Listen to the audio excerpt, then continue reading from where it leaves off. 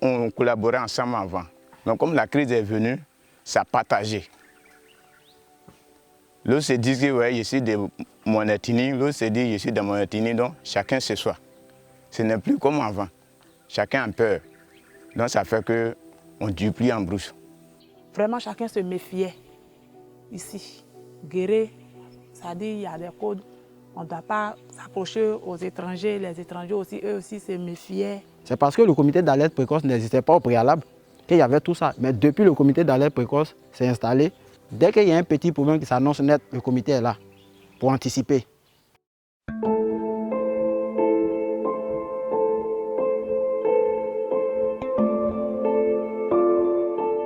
Qu'il s'appelle comité de paix, comité d'alerte précoce, comité de paix et de développement, comité WASH ou comité de protection, la récente décennie de crise militaro-politique a vu la mise en place d'une multiplicité d'infrastructures de promotion, de la cohésion sociale et d'un vivre ensemble apaisé dans les zones de concentration des conflits locaux en Côte d'Ivoire.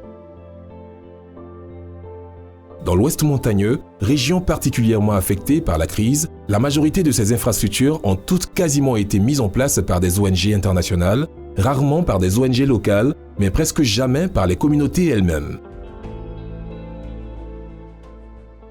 Il n'y avait plus de structures pour soutenir les populations. Les comités de paix qui ont été mis en place sont venus de là. Il fallait trouver un cadre permanent où les différentes communautés pouvaient échanger, débattre de leurs problèmes, trouver des solutions, le temps que peut-être l'État ou bien la guerre même finisse complètement.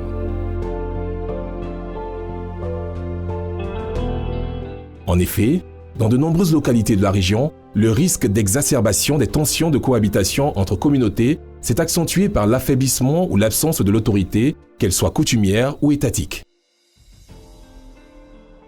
Ces situations rendaient impérieux le besoin de ces structures ad hoc de prévention et gestion des conflits. Ce d'autant plus qu'avec le déplacement des populations, les transactions frauduleuses autour de la terre avaient pris de l'ampleur. Pire, plus la crise militaro-politique a duré dans le temps, plus les sources et objets de tension se sont multipliés et renforcés, une crise profonde de confiance s'étant installée entre communautés. Entre-temps, par contre, avec la graduelle normalisation du contexte sociopolitique, le passage de la situation d'urgence humanitaire à un contexte de relèvement précoce ou de développement a engagé les promoteurs de ces mécanismes à revisiter leurs engagements les concernant. Dans bien des cas, les projets de cohésion sociale et de réhabilitation communautaire dans le cadre desquels ces mécanismes ont été mis en place sont arrivés à leur terme. Pour nombre de ces communautés, la question de leur pérennisation se posa alors avec acuité. Comment survivre au départ des promoteurs et se réinventer pour rester pertinent? L'option prise fut pour certains de ces mécanismes de renégocier leur mandat et d'ajuster leur approche, notamment en matière d'implication des communautés dans la prévention et la gestion des conflits. En 2005 à Bangolo, chaque 2 semaines, les professeurs fuyaient. Parce que chaque jour, il y avait des attaques. Donc en 2007, on a plaidé et il y a eu une brigade mixte. La brigade mixte est arrivée pour essayer de voir comment il faut arranger la situation sécuritaire. Bon, donc c'est comme ça nous sommes restés sur place un peu. Mais nous avons vu que cette situation ne nous arrangeait pas toujours. Mais nous avons décidé maintenant d'impliquer les communautés dans la préservation de la paix. L'objectif recherché pour nous, c'est d'impliquer les acteurs, c'est-à-dire les éventuels protagonistes. Nous les impliquons dans un premier échelon. Le premier échelon, c'est chercher à anticiper les différents problèmes, c'est-à-dire répertorier ou capter toutes les situations graves qui pourraient se transformer en conflits intercommunautaires. Et lorsque ces situations sont répertoriées, ce comité-là joue un rôle de règlement de premier échelon encore. Et ce comité mène les premières démarches. Le chef ne peut pas tout faire. Si comme nous tous on était là et puis c'est le sous-préfet. Ou nous tous on était là, on disait c'est la gendarmerie. Or aller à la gendarmerie encore, c'est encore source de problèmes internes. Moi, en tant que chef, le comité de paix est venu pour renforcer mon autorité. Non seulement renforcer mon autorité, mais c'est des instruments de travail. Le chef, il y a des endroits où il peut ne pas aller. il envoie le comité de paix qui ça va faire des conciliations. Et ça, quand ça ne va pas, ils font des réconciliations. Ça permet au chef de village d'avoir une tâche allégée. Et ça permet aussi au sous-préfet, sa tâche sera aussi allégée. Ça désengorge un peu le fonctionnement de tout un chacun. En se posant ainsi comme des auxiliaires de gouvernance en matière de prévention et de gestion des conflits aux côtés des autorités établies, ces comités avaient besoin de renforcer leur efficacité et légitimité par une responsabilisation plus accrue des communautés et par un engagement plus actif de certaines de ses composantes, notamment les femmes. Il fallait imposer à la population un autre mode de vie qui consiste à insérer les femmes dans les prises de décision. Par le passé, les gens ont vu en mal, mais aujourd'hui, tout le monde est en train de constater que les femmes sont sérieuses dans ce qu'elles font. Si il y a une situation dans une famille donnée, les femmes qui sont dans nos bureaux vont vers ces femmes-là, vont vers ces familles pour leur donner des conseils, pour les amener à se comprendre, pour les amener à s'entendre mieux. Et quand ça ne va pas, c'est là elles viennent expliquer au chef, ah on est parti, voilà comment ça se passe. Et ensuite, on fait partie du comité de paix. Je sais bien que je suis femme, mais le travail que j'ai fait dans le village maintenant là, moi-même je sais. Dans 2 jours là, il y avait par là pour rigoler avec les Nzoudé. Si nous on n'était pas dans le groupe de comité de paix, il y avait un groupe par là qui voulait sortir. Dans le côté des bas-fonds. On a dit à les garçons laissés au village, c'est nous les femmes, on va aller faire enquête d'abord là pour venir. On allait là-bas, on a trouvé les gens mais aussi si les terrains sont en train de travailler. On est venu.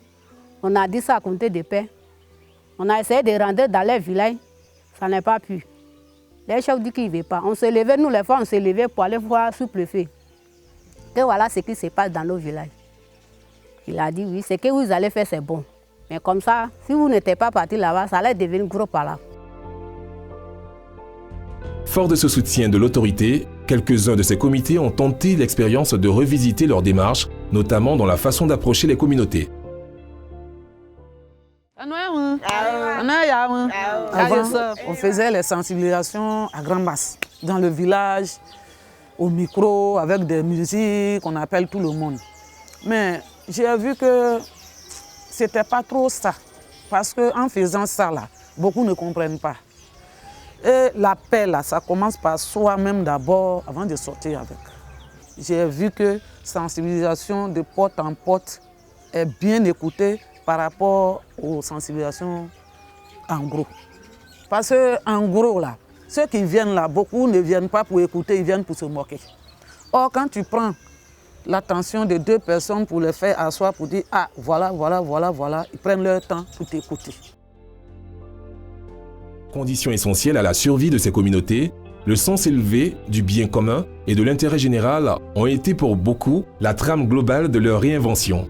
Plus que la représentation ethnique qui a été au départ de leur constitution, l'engagement citoyen semble aujourd'hui le critère déterminant de l'efficacité et de la durabilité de ces comités. Avant, c'est pour se lever seulement matin pour aller au champ. On ne remet pas les choses. Mais maintenant, là, tu te lèves matin, tu vas voir au village d'abord. Et c'est la nuit, il n'y avait pas palabre.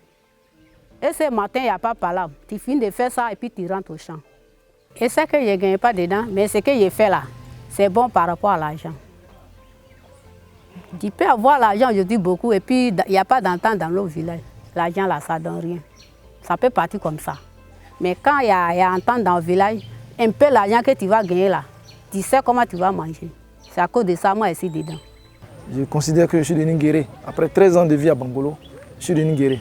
Donc ce qui touche les guéris me touche. Donc pour que vraiment nous vivons tous dans la paix ici, c'est pourquoi je suis engagé. Ce n'est pas pour avoir un gain après. Un jour, je vais quitter Bangolo, mais qu'est-ce que je vais laisser à Bangolo? Chacun de nous doit avoir l'amour de son village.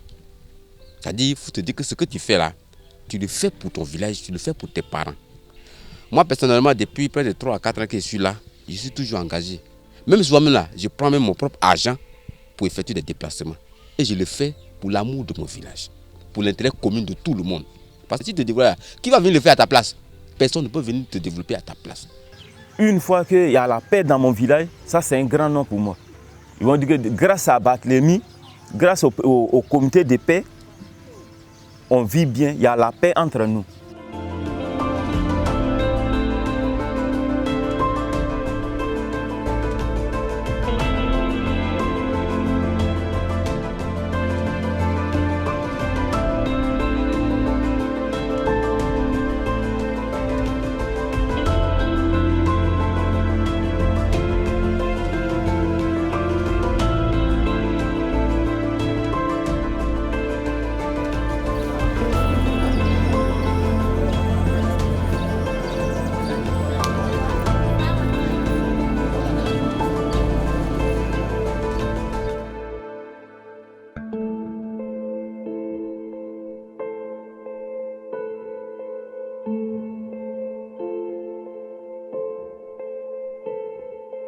Thank you.